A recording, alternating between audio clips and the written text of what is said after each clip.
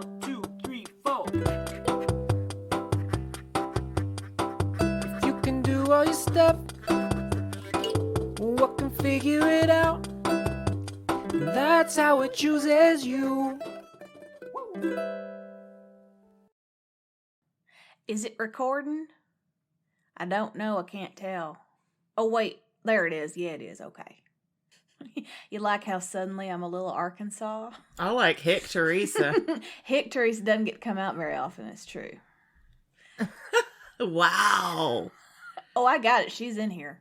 That's West Virginia. Oh, it is. Yeah, I definitely have that when I get tired and, or really when I'm kind of missing the good things about my family. Yeah. That's the hardest part. Like when I hate him, I'm like, yes, I will never speak like that again. Are you kidding? Who talks like that? Oh my goodness, no.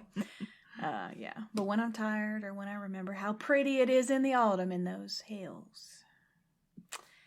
Yeah. She comes out. She comes out. Unfortunately, the situation that happened to you where you tried to find something you were interested in and Oh really, no. So I was like, The curse. The curse, yes. I think it's really a change of seasons thing. If I'm honest, I have a difficult time at this time of year. It's for those of you who may be listening to this, not in real time because of our dozens of listeners. They, maybe you're going to be catching it 7 months from now. It's mid-October and we just had our first very cold night. Yeah. And while it's beautiful outside, it's also, I don't like the winter. I have a hard time in the winter. Dark and cold. So basically what you're saying is that as much as we would like to do an episode on cozy slippers. Yeah, I mean, there's nothing exciting. I feel like my responsibility is to have something that interests me and therefore I believe will interest others, right? Totally. And we're supposed to talk about that for 20 to 60 minutes or longer. I can't talk about slippers for 20 minutes. It's not possible. Slippers are good. That's as much as I have about slippers. Right. Yeah. I recommend everyone wear socks. So I was like, oh, what am I going to talk about this week? Oh, I don't really know. And I was thinking, and the thing that has most delighted me, I think I might have mentioned it on the podcast. I have a neighbor who walks his cat. Mm. Have I mentioned this to you? I know you've told me. I think it was on the podcast. Yeah, I think I did it, and I think it made it in. But if not, you guys are going to hear about it. So he's lovely. He stopped by the other day. He's older, 60s or 70s, and he's married. He lives a couple blocks from here. He has this cat that he doesn't walk it on a leash. He just takes a little walk every morning, and the cat goes with him. And one of their routes takes them right by my house, and I was like, I'm into that cat. And of course, the first time I saw them, I was like, I saw them down the block. I saw them when I was out with the dogs and they were like a block away in a different direction. And I literally was like, I'm sorry, dogs. I know you're bored, but I'm going to watch this guy and this cat until I can't see them anymore. I'm just not going to stalk them because I don't want to alarm my neighbors. But as soon as I saw them, I was like, yeah, I need to be friends with these people. I need to get involved in whatever that is. The man and his cat. The man and his cat. Yeah, exactly. I need to meet those two. So they walked in front of the house, I don't know, a few weeks ago now, probably more than a month ago now. And I ran outside. I was like, hey, can I meet your cat? And he's like, of course. And the cat just trotted up like a dog and was like, hey, what's up, lady? You ran out there as though a child. That's right. Hearing the music of the ice cream man. That's right. My ice cream truck is an old man and his cat walking the neighborhood. Mm-hmm. But This is called aging. That's right. Yeah. Ice cream carries with it the specter of digestive disorders. But man and his cat, no downside. No downside to that. Exactly. And I got to go outside. I have my desk by a window and that was sort of the first like direct benefit. I was like, oh, I saw something that I then went and engaged with. It was amazing. So this cat's name is Sir Edward. Mm-hmm. Yep, sure. Yep, that's what I said. I was like, of course, that's his name. Yep. Mm-hmm. And I immediately tried to call him Ted, and he was into it. So he's to the manner born, but he's not a snob, Ted. Right. He's down for anything, you know? He doesn't stand on ceremony. He doesn't need me to give him his titles. He can just be Ted. So, yeah, they've come by a couple times, and they came by earlier this week. And it was the highlight of my week, honestly. Like, I saw them, and Ted turned up the place next door. He turned up the sidewalk to, like, come to their porch. And I was like, bitch, where do you think you're going? And I opened the door, and I was like, buddy, it's this one. It's this sidewalk. And he was like, oh, well, I have lots of friends. You're not the only one. And I was going to go see Anna next door, but I'll be right there. I was like, okay, I'm now in a queue to pet a cat. Cool. I'm working my way through a very busy schedule. Yes, that's right. Correct. But yes, he was great. Came over and gave me his belly, and we got along like a house on fire. And I talked to the man too, just to like, because I understand the cat goes with the man, so I have to like pay a little service to the human relationship to keep the cat around. So I did that. I paid my dues. Hello, sir. How are you? No. He was very nice. And he, you know, just in the moment or whatever, we got to talking, and I told him that I was studying energetic medicine, and that sort of opened a floodgate, and he sort of started talking about his own health issues, and he's not doing well. And it just really broke my heart. There's a real, I think, need for that intersection of medicine and therapy. Yeah. Like the emotion that goes with health issues. Yeah. And it reminds me of what David Milch said about the character of Doc on Deadwood. Oh, yeah. Which is that back in the day, doctors were there to shepherd you through whatever it is you were going through. So they didn't have cures for a lot of things, but it was about having a companion and a guide through whatever whatever difficulty. And I feel like I wish we could bring that back. You know, I think we need that. Well, I think a lot of, I agree. I think you're right. And David Milch, of course, is the smartest man in the room at all times. And I love the character of Doc, not only because Brad Dourif is a god, but that scene where he's sort of like praying to God, please don't let me kill another man. Like, please don't make me kill another man. But yeah, it's intense. And, you know, some alternative medicines do it, but they don't do it in a way that is like modern ways, psychologically informed. The thing about that that intersection of medicine is you'd have to have a person who studied both psychology and medicine. That's right. And yes, absolutely, that is what is necessary. And I'm finding that in the training I'm doing, I'm actually surprised by how comfortable some of my faculty are at what I consider pretending to be therapists. Right. Like, you guys are not trained. You have no idea how to deal with this stuff. I've looked at the curriculum. If there is any training, it's like 3 credit hours, which is not enough. God, he revealed things to me that you would not reveal to a neighbor that you met with your cat, you know? But there's something actually really beautiful about that, because he's in a place where it's like, sorry. Oh, I'm sorry. This is It Chooses You. Let's do it while we're crying. This is a podcast where we talk about things that move us. Yes. Things that affect us. I am Claire Patton. And I am the crying Teresa Sparks. Oh, hello. Thanks for joining us. Crying since 1977. I don't know what year. 76. You were so close. I almost said 76, but I didn't want to insult you. Oh, I'm not insulted by that. That was my true guess. How dare you think that I'm 44 instead of 43? You bitch. I'm the worst. You're the worst, friend. See how we just pull you right out of that? Just, stuff those feelings down. Teresa. Sorry. Isn't it fun for you to be presented with someone who has already told you she doesn't really have a story for today, and the story she ends up telling is really sad? Isn't this fun for you? I love it. I love it. Yeah. But there's like the barrier between people is like way thinner when you're under Mhm. stress. And it's thinner in bad ways too. Like we poke each other and irritate each other, right? Mhm. When we're under stress, like our defenses, whatever it is that contains us and keeps us happy in a contained system, right, kind of gets a little frayed when there's stress and Yeah. feelings. And we've been doing this for 9 months or 8 months. It feels like 17 years. It feels like I've lived the entirety of my adult life in this living room. It's how it's Mhm. starting to feel.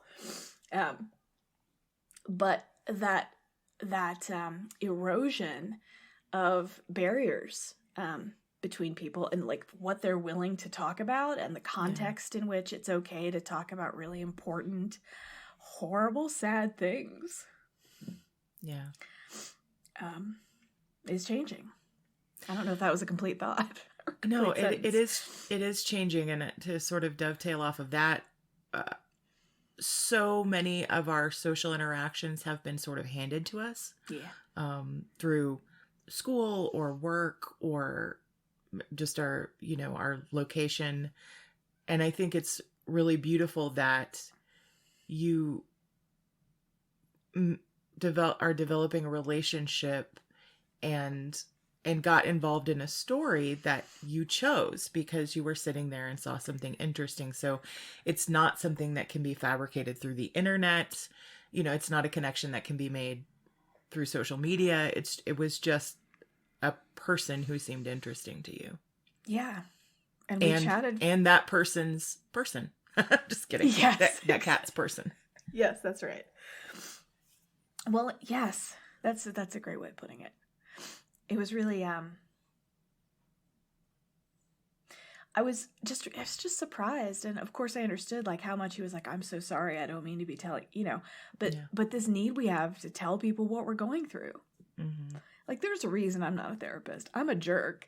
Like if he came by my house every day and was like, let me tell you about my difficulties, I'd be like, dude, what are you? Come on. We're not friends. Like, come on. Mm-hmm. But because it sort of arose organically, if I had gone into that conversation trying to ask him about his deeply personal stuff and how he feels about life and death, like we would have gotten nowhere close to where we got to. Mm-hmm. So I find that really interesting. I don't have anything else to say about it that's smart, but well, and animals can be such a connecting force, really. yeah. Well, that's Ted's job. Yeah. Ted is like, we're taking a walk, and it is my job to weave this dude into the community of cat lovers in our neighborhood. And luckily, every other house has a cat, so I'm sure that they are known in my neighborhood, right? And they walk several different routes. I said, oh, I haven't seen you in a few days. He's like, oh, well, we don't walk this way every day, This is the Monday route. Yeah, exactly. Anyway, the point of that was to tell you that because of Ted, I thought I would tell you stories about cats today. I got sort of excited about that. Oh, I love it. And then I did some research and I was like, I don't actually care that much about it. I don't even know how I'm going to approach this. So I have trepidation about what I'm about to tell you. So maybe that'll add some spice to it. Yeah. Yeah. Get you on your edge. Yeah, that's right. As you can tell by the fact that I started weeping before we even got to the story. I'm completely on my edge. Oh my goodness. Teresa Sparks, tough as nails, weepy bastard. That's right. Well, I'm tough as nails because I'm a weepy bastard. Yeah, I love it. I love that about you. My candy coating was developed consciously. Okay. So, cats were never domesticated. We got to start there. Mm-hmm. We talk about lots of human-animal relationships, and you are in a farm environment where I'm assuming you're considering adding various species to your lives at a pace. Yeah. I remember some of your colleagues out there have spoken about donkeys very pleasantly in the past and got me excited about them. So, humans domesticate animals for lots of reasons. They help us with work, they pull plows, or we eat them, or they eat things we don't want. Hey, goats, what's up? Just going to give a little shout out to goats right now. But cats, what the fuck do cats give us? Shit. They give us shit. They look at us like, that dress looks horrible on you. That is way too low cut for work. What are you thinking about? Yeah. So cats were never domesticated. They started hanging around the earliest sort of agricultural settlements when we moved from being hunter-gatherers to agricultural beings about 10,000 years ago. And they literally just ate our fucking trash. Like, they only eat meat. They can only eat meat, which is a really high-value food. And so imagine, like, people who are... We've just figured out this farming thing. Look, we had beans last year. Oh my gosh, if we plant beans, we get beans again this year. It's amazing. They've just figured that out. And here are these creatures that only eat the highest quality meal that you have ever prepared for your human self. Why would you let them stay? No, really, why the fuck would we... Why? What's up with that? I mean, the only thing I can think is pest control with mice and things, rats and things like that.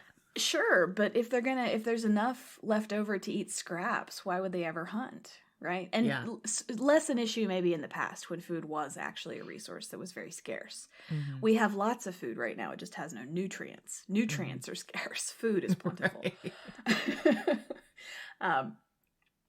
Right, so in past times, like what could justify keeping these things around? Well, they're very soft, and that's nice. They have that nice undercoat that fluffs up when they get cold or scared or really mad. And I like that those three things are tied together for cats. Cold, scared, and mad are basically the same physiological response. Because I feel like that too. When I get cold, fuck you. Yeah. I think, oh my God, am I going to die? Fuck you, it's your fault. Like, yeah, so I get it. I understand the matrix of those three things for cats. Yeah, so one theory is that one of the reasons cats are so, have been so important to us, even though they provide us with nothing. Like, they don't contribute to the household, but they must somehow, because they're still around and they have thrived over the years, right? Mm-hmm. So one theory is that because they are, everything about their bodies, like if you see cats, no matter what the scale of the cat is, cats are shaped like cats, right? They have the same rough proportions of length of spine, size of head to size of jaw, legs to shoulder, whatever.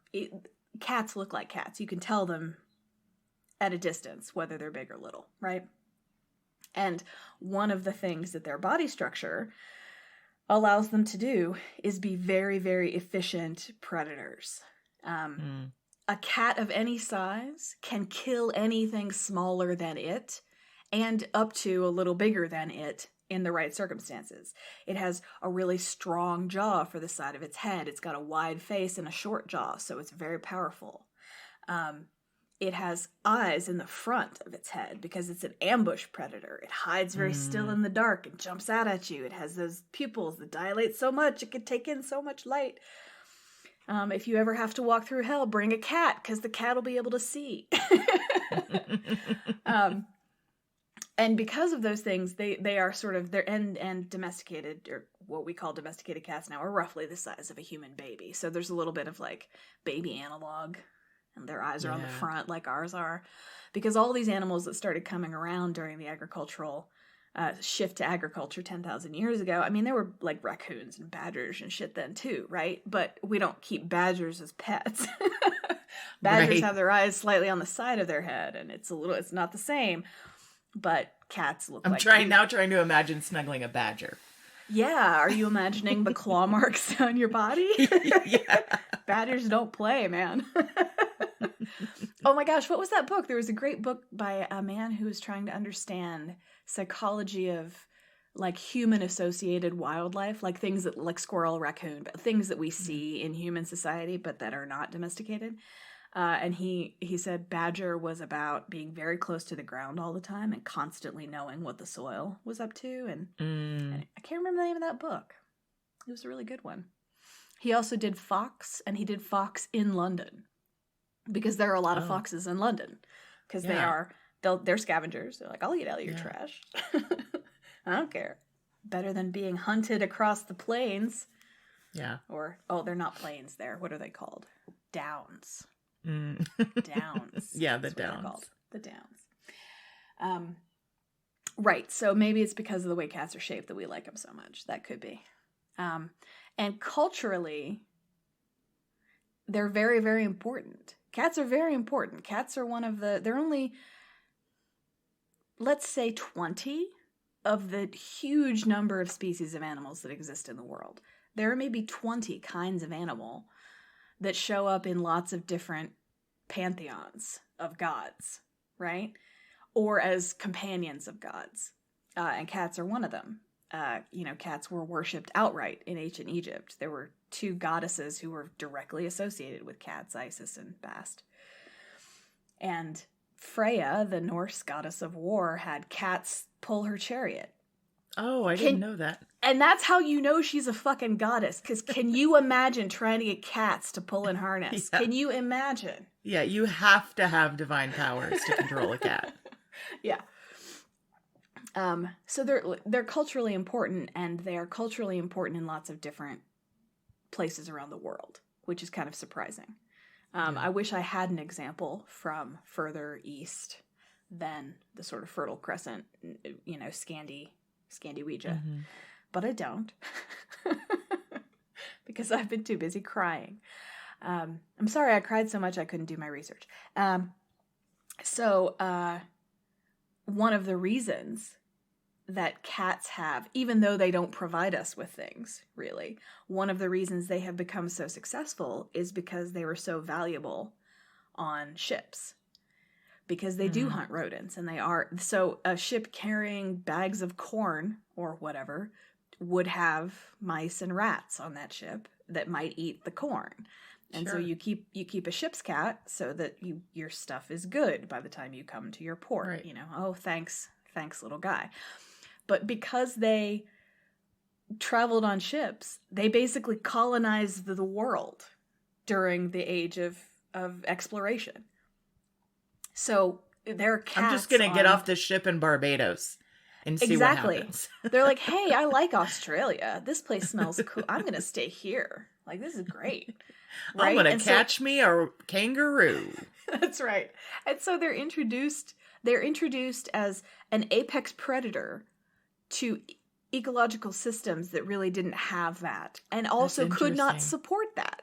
Right? They've been the cause of a lot of mammalian extinctions over the years. They kill like billions of songbirds a year in the U.S. alone. Yeah. Do we know where geographically cats originated? The one thing I saw said that they originated in Eastern Asia. Okay. But they eat cats in Eastern Asia now. Yeah, yeah. So maybe they were raised for food? I don't really know. Yeah, I don't know. Sorry. I don't have an answer to that question. No, that's okay. I was just curious. Because that's fascinating. So they basically colonized the globe because of the usefulness of their specific set of skills on ships. That's really cool. Yeah. Well, the usefulness of their skills on ships, and then the lore that sort of rose up around it. There are all kinds of theories about when a cat performs a certain behavior on a ship, it tells you what weather's coming. So if a cat licks its fur in the wrong direction, that means hail's coming, that kind of thing. Oh, wow. And there's a little bit of science in that might be worth exploring more, because cats have a much more sensitive inner ear. I'm not sure if they have the same number of semicircular canals for balance, but as we know, they always land on their feet. Oh, well, I was going to ask about the semicircular canals for balance next. Yeah. Okay, good. I'm glad you addressed that. Who had to take anatomy in school? Who knows shit no one wants to hear? So there could be something to that. They're very sensitive to barometric pressure, so they might sense changes and get real frisky when a storm's coming, something like that. But there's lore there for sure. And also, there's something appealing, I think, about the fact that they do not need us. It is an equal relationship. And I know that because you knew my cats, Emma and Maine. Yep. I had cats for many years. They were from the same litter. They were sisters. I love them dearly. But they were always open to entertaining better offers. Like, I know they love me. I know they loved me. But if my neighbor had a chicken curry that they might get a bite of, they would peace out and be like, I'll come back when I don't get this curry. When I'm hungry again, I'll come see you, you know? You're the one who really pointed out to me the opportunistic side of cats. Yeah. The pragmatists. Yeah. They're like, this is a really great deal for me. I get fed 2 or 3 times a day. People leave food out for cats. I forget. Sorry, dogs you have to feed, otherwise they'll eat themselves into a coma immediately. But leave food out for cats, and the cats are like, okay, this works. Until it doesn't, and when it doesn't, I'm out. Like, they don't, Maine, when I moved once, and Maine ran across the street when I brought her to the new place, and she lived under that porch across the street for like a week before I could convince her to come and rejoin her society. She's like, no, this is fun. I'm having a good time out here. Fuck off. A few years ago, I had a pretty high fever, and I fell asleep on the couch because I wasn't able to sleep. I was waking Tim up, and I got on the couch, and my cat got on top of me and just sort of snuggled me. And it was really funny because I was like, I know you're just here because I'm incredibly warm right now.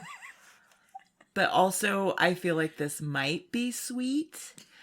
And I woke up the next morning and actually the fever was gone. So there was a little part of me that was like, did she like heal me in the night?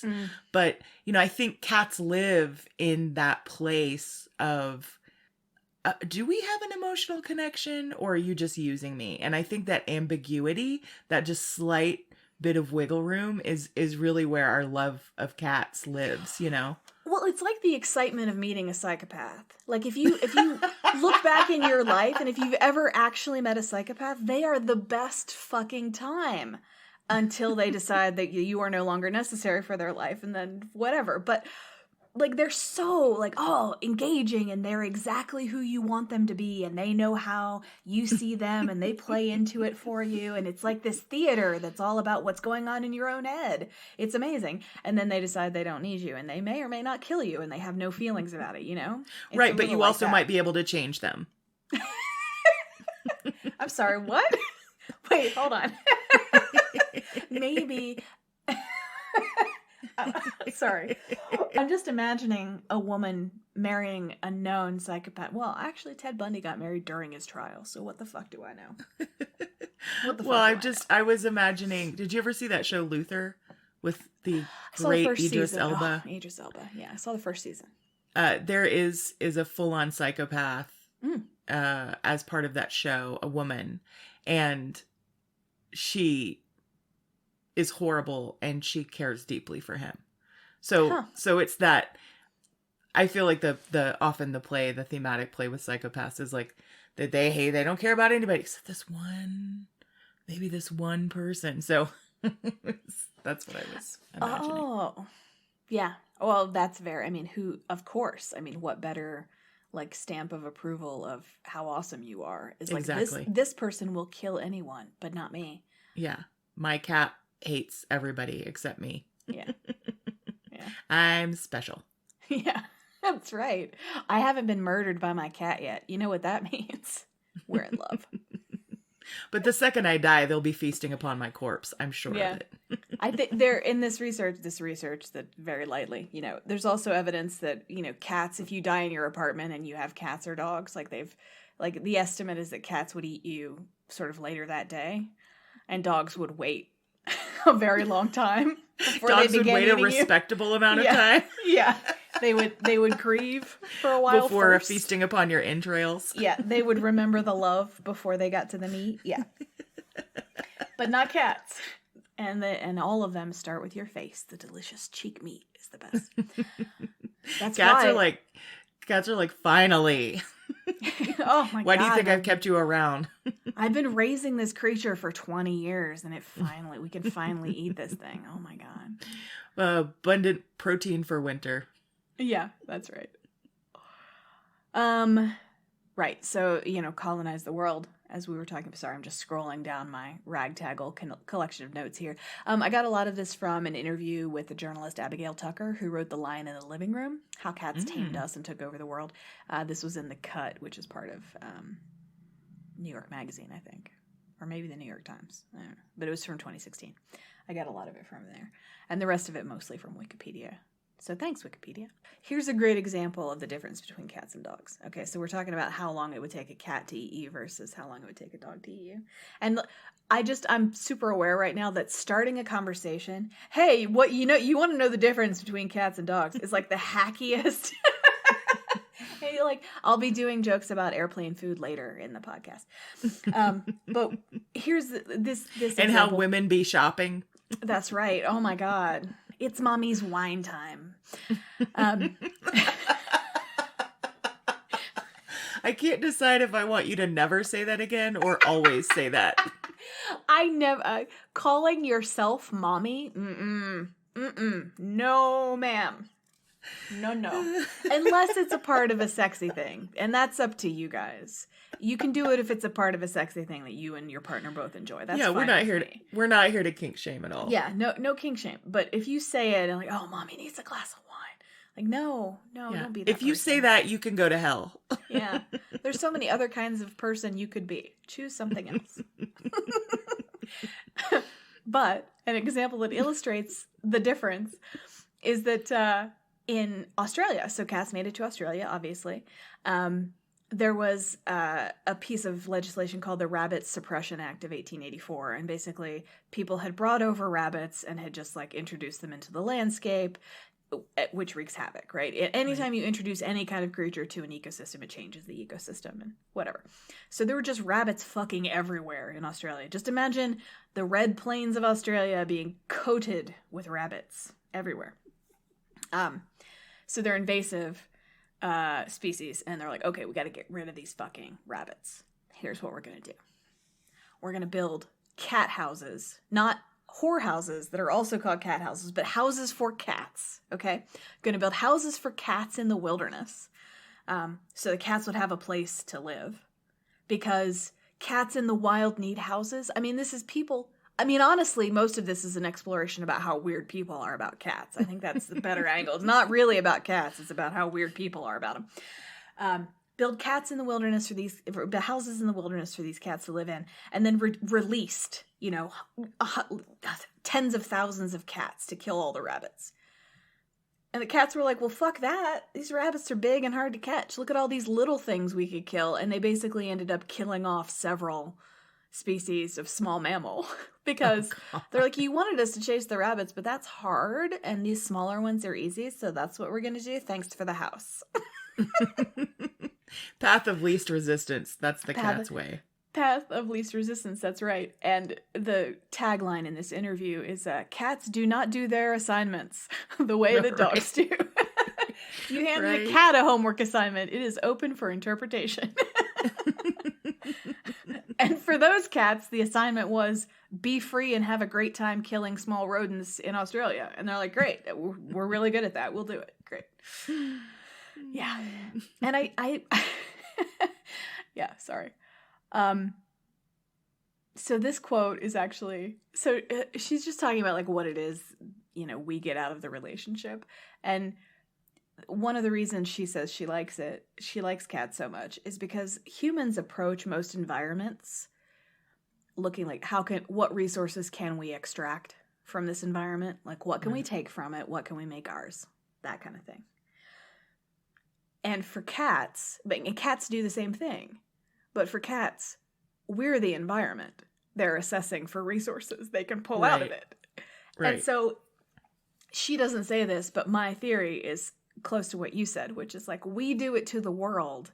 It somehow feels right, and it balances us that a formerly wild species now does the same thing to us. Like there's something correct about that, Mm-hmm, yeah, I like it a lot. And then from there I sort of got into, there's a Wikipedia page with a list of ship's cats from history, and I pulled a few of them that I thought I might tell you guys about. There were a huge list of them. So ship's cat is a thing. In the era of tall ships, the era of exploration, like every ship had a cat. Some of them had dogs, right? And the era of exploration, by the way, is a really colonizer-centric way of looking at that period in history. And so I just want to name that. Like, exploring, sure. But it's entirely, you know, a wealthy island culture called England that's going out there and like, what can we take, you know, or at least, you know, later. I guess Spain too. Fine. Okay. There's also, and maybe I'll just mention it now. So in England, which seems to have a similar relationship to dogs and cats that Americans have, I don't feel like it's the same in maybe Canada, but like in other countries, like, I just don't know if they would, if, you know, population of India would spend, you know, $12 billion a year taking care of dogs. You know, like pet dogs as pets, you know. And maybe it's because having animals as pets is entirely a creation of the wealthy who can afford to feed other things that provide nothing in return, right? So, I mean, we're really talking about first world problems here in a big way. It's a real Western mindset. Yeah, exactly. But because there's this sentimental relationship in America, Canada, and the UK for dogs and cats, there's actually a medal that was established during the Second World War, early in the Second World War, for animals in service who have gone above and beyond the call of duty. Now, first of all, animals do not hear a call of duty. Animals, that's not a thing. We're using them to help us fight our wars. So, like, let's talk about it in real terms first. The dogs that were finding Blitz victims in the rubble of London were not doing it because they felt the call of duty, right? But dogs that performed that service and a lot of passenger pigeons or carrier pigeons, who carried messages, you know, across and for miles and miles and miles. So the first Dicken is called the Dicken Medal, Dickin. It was named after the person who instituted it, Maria Dicken, and she was a sort of person who helped. She founded a veterinary charity, essentially. So this medal is awarded to animals that go above and beyond, and the first one was awarded to a pigeon who carried a message in foul weather and against a strong headwind. That's like noted in the reason that the medal was awarded. And I love that. Foul weather? Oh, I didn't even hear it. Oh, thank you. I mean, let's just end it there. You guys can look up the Dicken Medal if you want. Claire nailed that one. All right, let's talk about some ship's cats. Okay, so Emmy. Emmy is the first one we're going to talk about. Emmy was a ship's cat on the RMS Empress of Ireland. Royal Majesty ship? Randy Marion ship. Yeah, I don't know what RMS stands for. She was an orange tabby who never missed a voyage. Always there. However, on the 28th of May, 1914, Emmy jumped ship while in port in Quebec City, and the crew returned her to the ship, but she left again, leaving her kittens behind.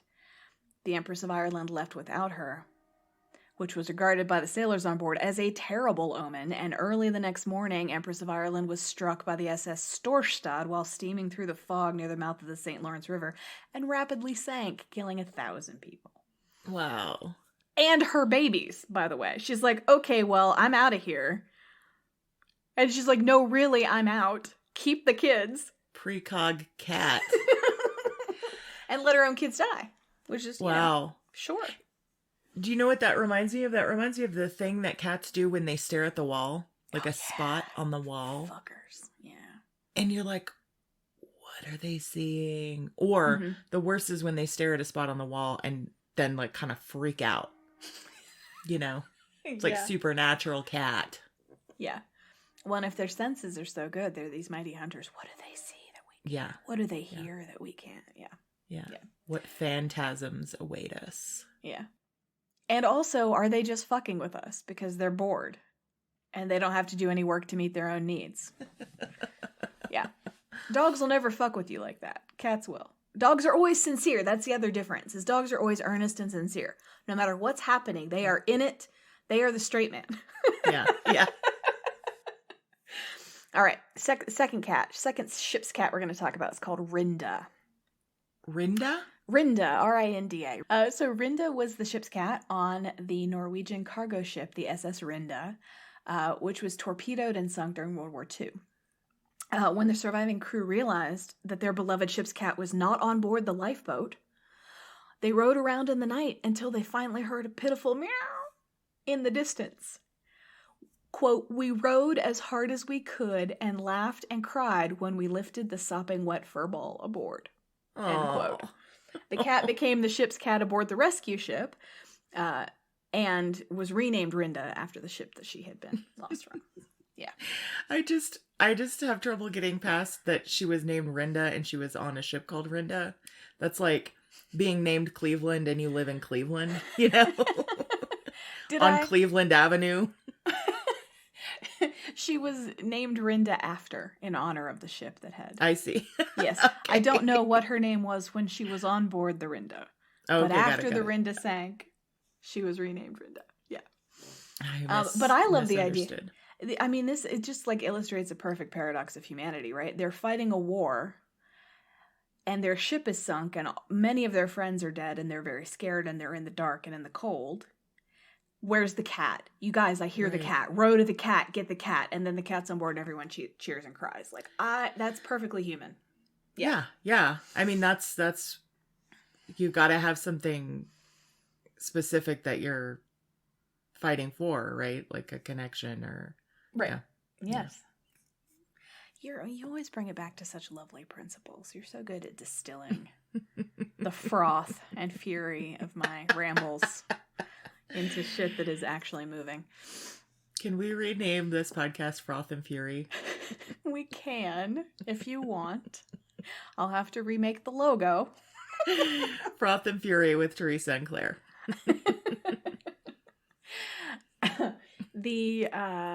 The last cat I want to tell you, the last ship's cat I want to tell you about is, okay, so his name will give it away, so I'm going to tell you after.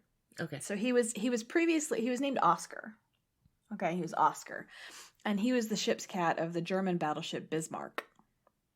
And what do we know about the Bismarck, Claire? That it sank. Yeah, that's what I was going to say, because I just didn't want, I realized I was 100% putting you on the spot, and I attempted to relieve the pressure I had just placed on you. that was going to be my answer, but I wasn't sure. I'll just say that. Yeah. Wait, yeah, sorry about that. I I hopped in to save you from me. See? This is how bullies do it. You're a cat. I am. I'm a cat. Spoiler alert, Teresa was a cat all along.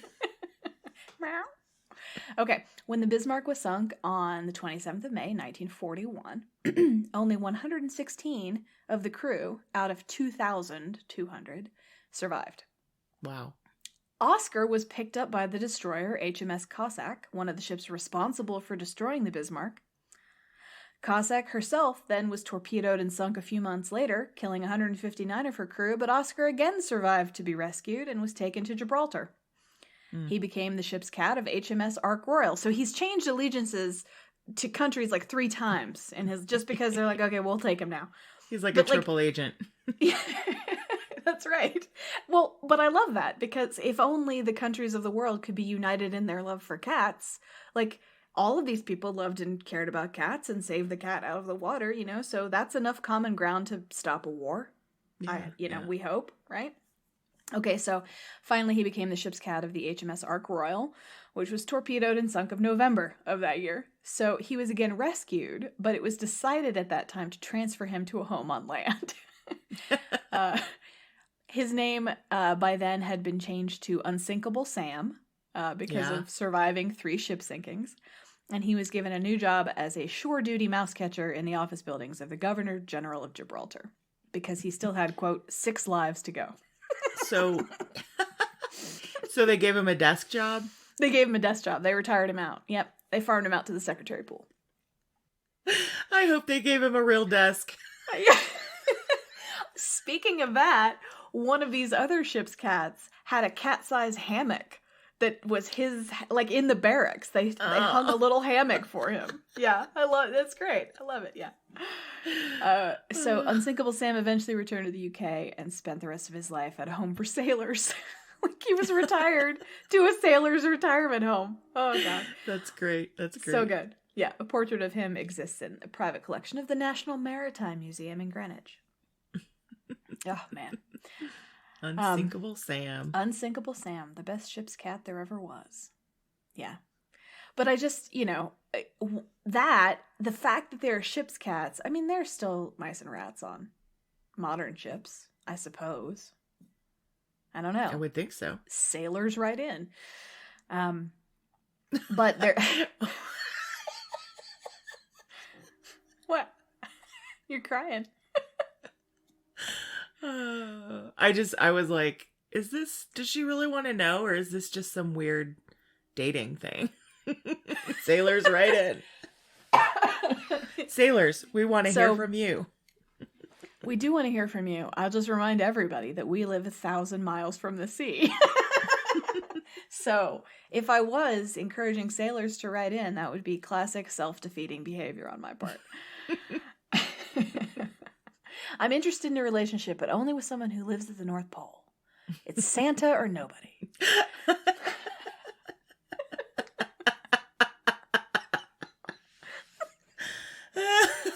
I'm completely fucking tickled at the idea of dating Santa. Oh shit! Oh god! I didn't know I was gonna laugh. That's kind of it. Unfortunately, it kind of goes nowhere. This story.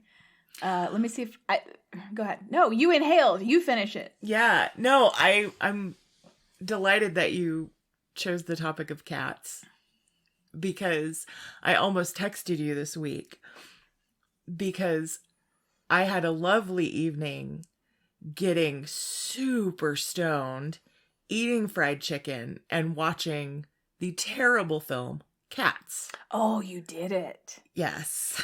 Yeah.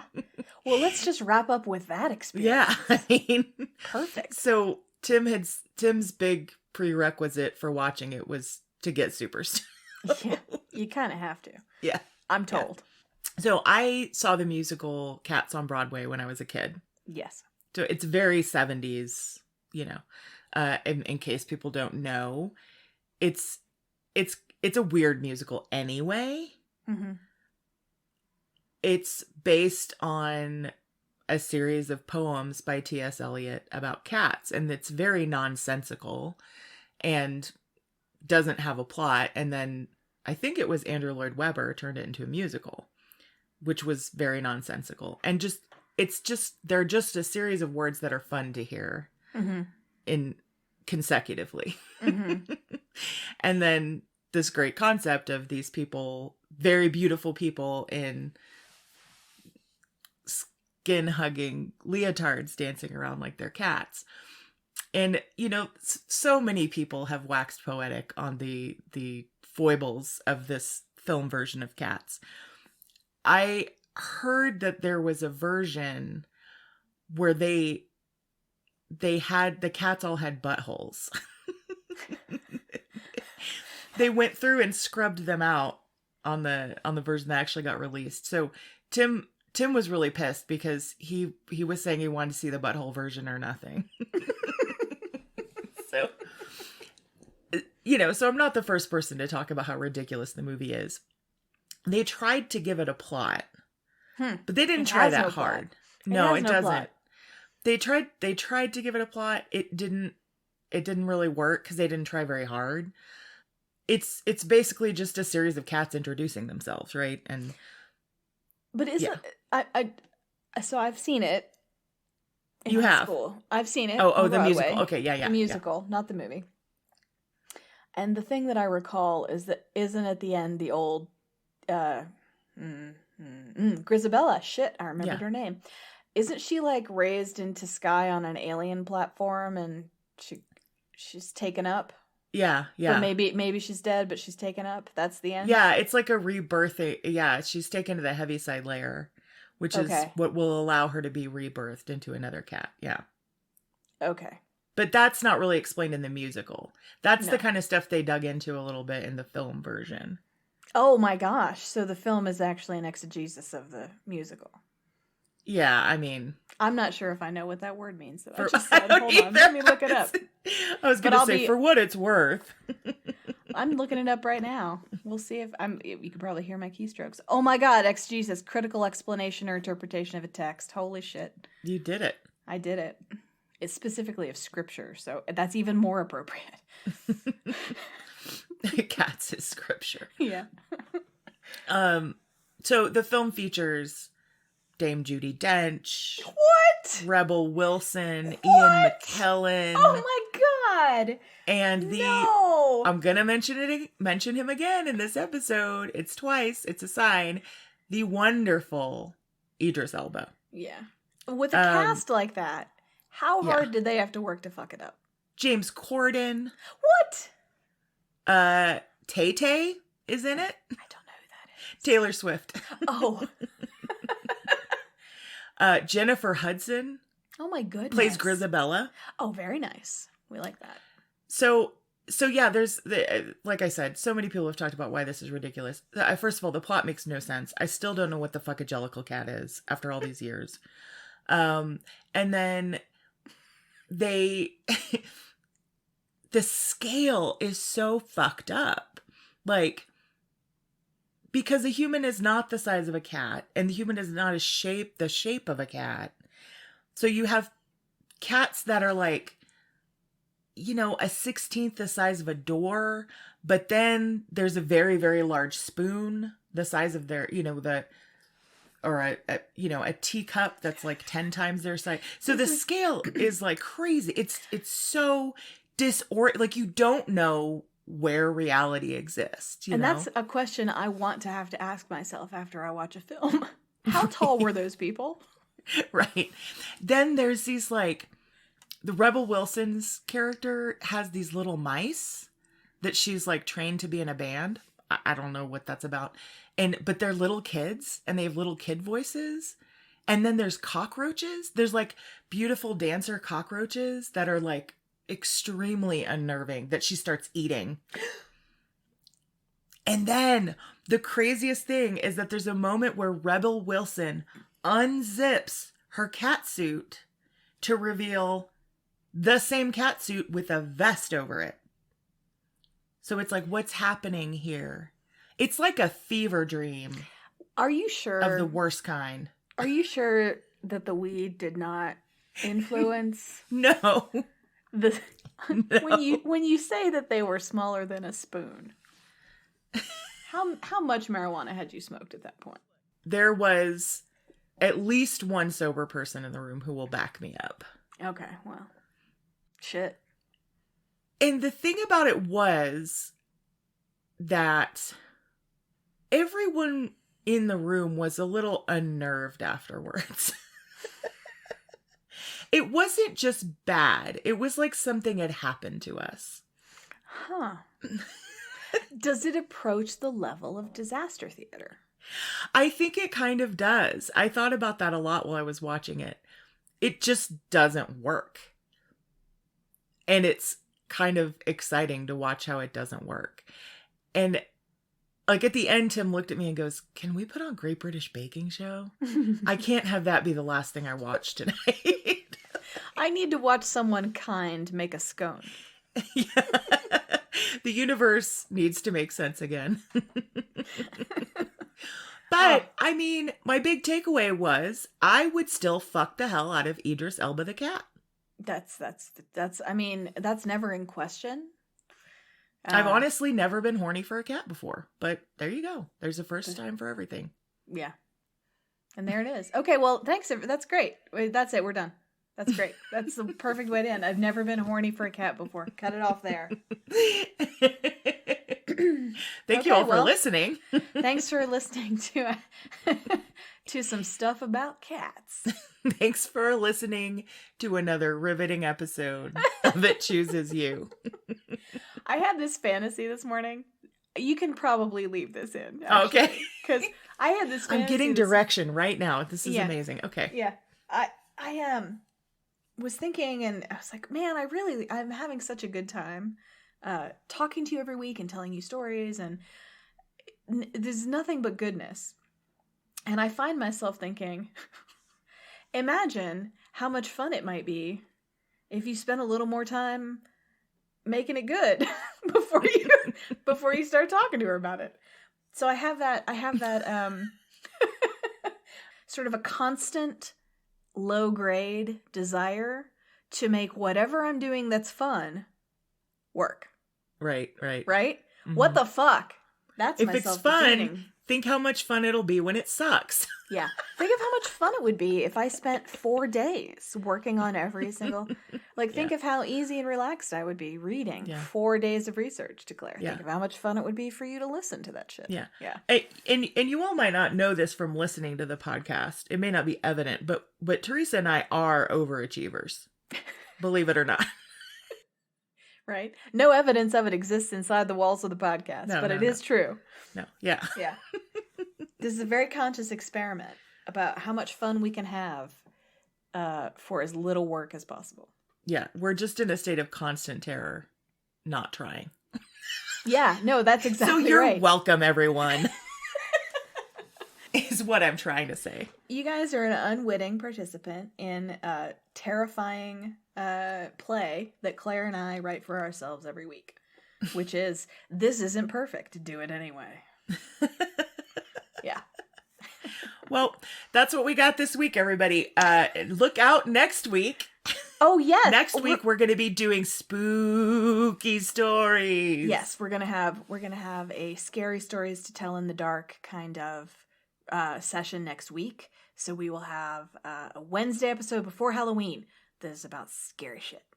And please, everybody, for fuck's sake, vote. Oh my God! Right now, do it early.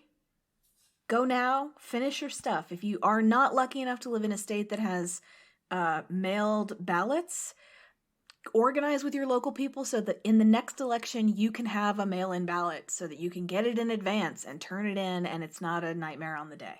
Yeah. Also, election day should be a federal holiday. Yep. Okay. All right. Bye-bye. Okay, bye-bye. Testing. Great. Thank you for listening to It Chooses You. Your hosts are Teresa Sparks and Claire Patton. Our theme song is by Bobby Dart. If you'd like to get in touch with us, drop us an email at itchoosesyoupodcast@gmail.com.